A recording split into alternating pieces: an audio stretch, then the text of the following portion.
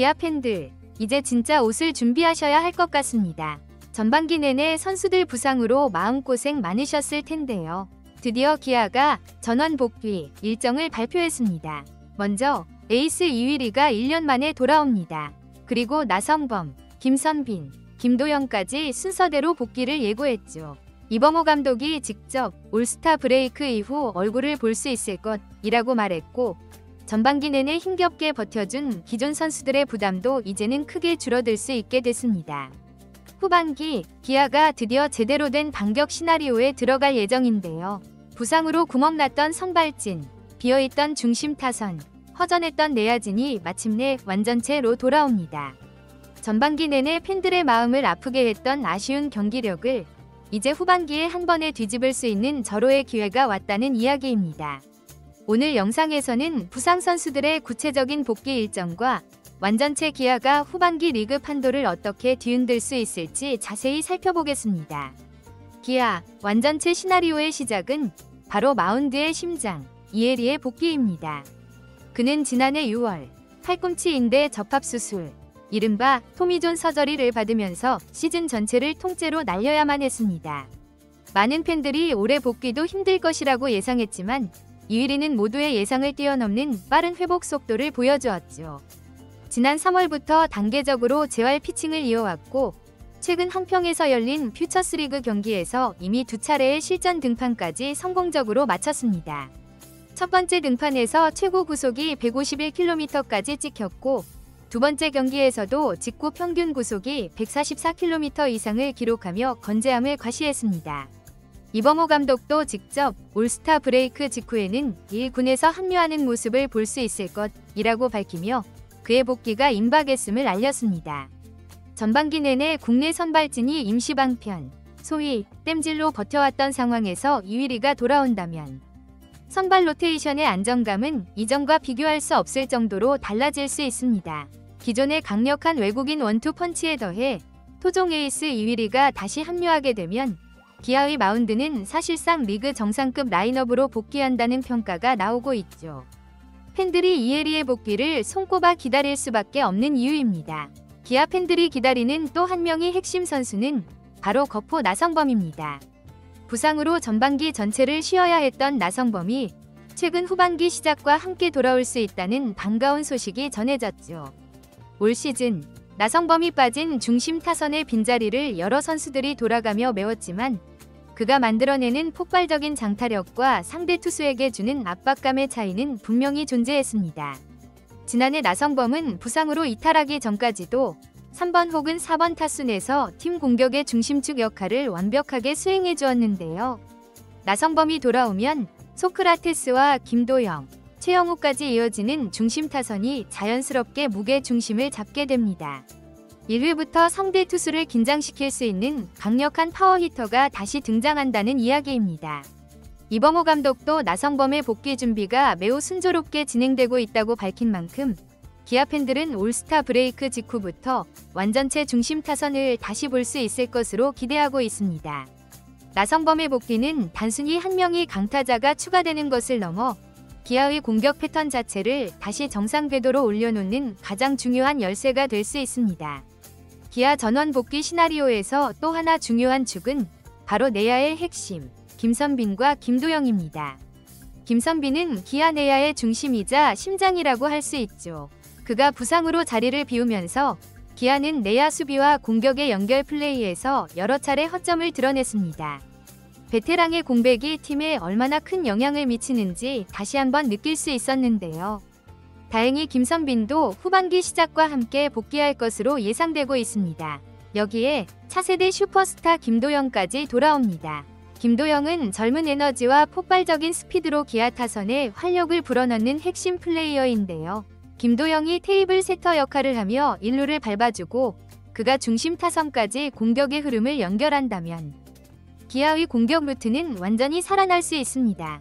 전반기에는 부상 선수가 너무 많아 수비와 공격이 따로 노는 듯한 모습을 자주 보였지만 김선빈과 김도영이 동시에 돌아오면 기아의 내야진과 주로 플레이는 다시 정상 궤도로 복귀할 전망입니다. 이휘리가 돌아오면 기아의 선발 로테이션은 사실상 완전체로 재편됩니다.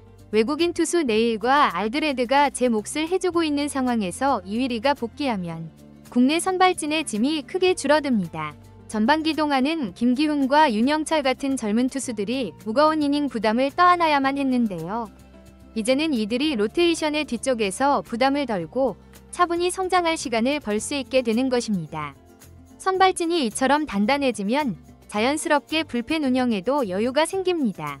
전반기에는 필승조 투수들이 거의 매경기 등판하며 혹사 논란이 있기도 했지만 선발진이 안정되면 더 이상 불펜을 무리해서 쓰지 않아도 됩니다. 이범호 감독이 부임 초부터 꾸준히 강조해온 선발 야구가 후반기에야 비로소 제대로 된 모습을 갖추게 되는 셈이죠. 기아가 꿈꾸는 가장 이상적인 흐름은 딱 하나입니다.